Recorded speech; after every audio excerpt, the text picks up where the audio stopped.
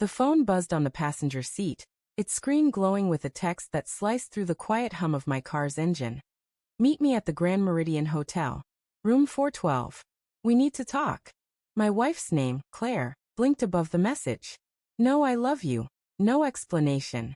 Just a cold directive that made my chest tighten. It was 9:17 p.m., and I was supposed to be at home, unwinding after a brutal day at the office. Instead, I was parked outside a hotel I'd never stepped foot in, my pulse hammering as I stared at the glass doors reflecting the city's neon haze. Claire hadn't mentioned a hotel. She'd told me she was grabbing drinks with her old college friend Megan, who was in town for the weekend. Just catching up, she'd said that morning, her voice light, her hazel eyes avoiding mine as she fiddled with her coffee mug. I'd nodded, ignoring the faint unease curling in my gut. After 12 years of marriage, you learn to brush off small doubts, to trust the rhythm of a life built together. But that text, sent to me by mistake, I was sure, cracked that trust like a fault line. I gripped the steering wheel, my knuckles paling. Maybe it was nothing. Maybe Megan was in trouble, and Claire was helping her. Or maybe it was a surprise, some romantic gesture to pull us out of the monotony that had crept into our marriage. But the word friend in her text gnawed at me. It wasn't Megan's name. It was vague, deliberate. My mind spiraled, conjuring images I didn't want to see. The hotel lobby was all marble and dim lighting, the kind of place that screamed discreet luxury. The clerk, a young guy with a practiced smile, barely glanced at me as I muttered something about meeting my wife. The elevator ride to the 4th floor felt eternal, the soft ding at each level mocking my dread. Room 412 was at the end of a hushed corridor, the carpet muffling my steps. I stood there, my hand hovering over the door, heart thudding so loud I was sure it would give me away.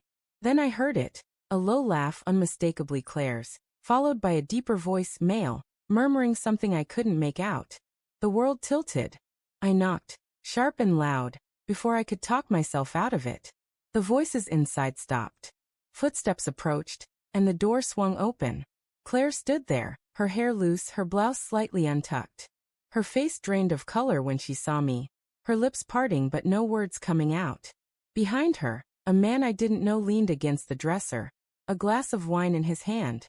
He was tall, maybe mid-40s, with the easy confidence of someone who knew he belonged wherever he was. Tom. Claire's voice cracked. What are you doing here?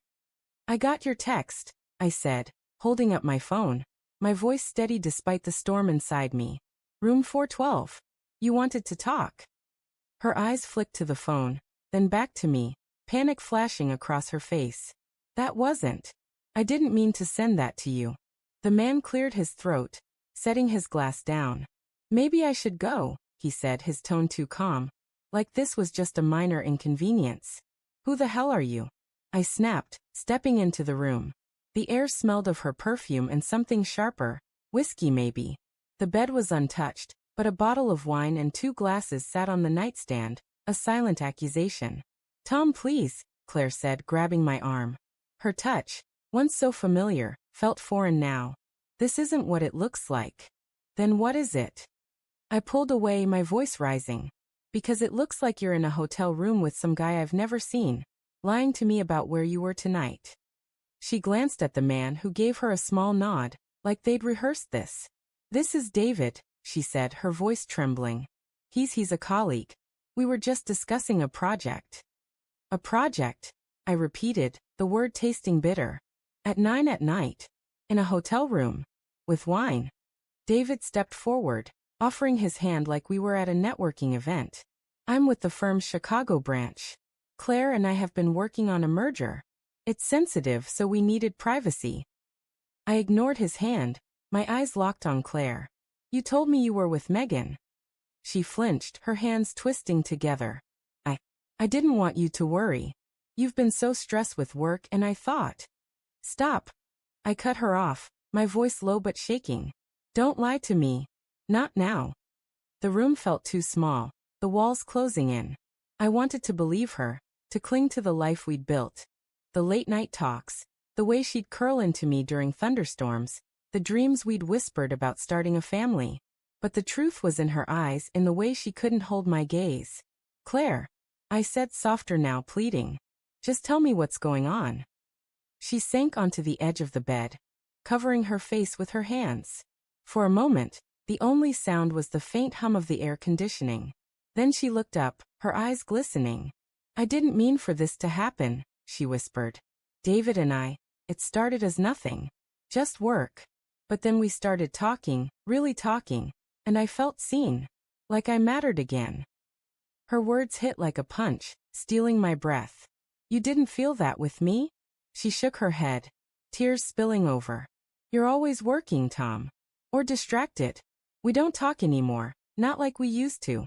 I was lonely, and David was there. David shifted, looking uncomfortable for the first time. I wanted to hate him, to slam him against the wall and demand he stay away from my wife. But the real pain was her confession, the truth that I'd failed her without even realizing it. So what was the plan? I asked, my voice hollow. Keep this going behind my back? Or were you going to leave me for him? No, she said quickly, standing and reaching for me. I was going to end it. Tonight. That's why I asked him here. To tell him it was over. David raised an eyebrow, clearly hearing this for the first time. That's news to me, he said, his voice dry. Claire shot him a look desperate. David, don't. Don't what? He said, crossing his arms. You've been stringing me along for months, Claire. You can't just rewrite the story now. The room spun. Months. Not a one-time mistake, not a fleeting lapse. Months of lies, of her slipping away while I thought we were just in a rough patch. I backed toward the door, my chest so tight I could barely breathe. Tom, please, Claire sobbed, following me. I love you. I messed up, but we can fix this. I'll do anything. I looked at her, the woman I'd vowed to spend my life with, and saw a stranger. The trust we'd built over years was shattered, scattered like glass at my feet. I don't know if we can, I said, my voice breaking. I don't even know who you are anymore.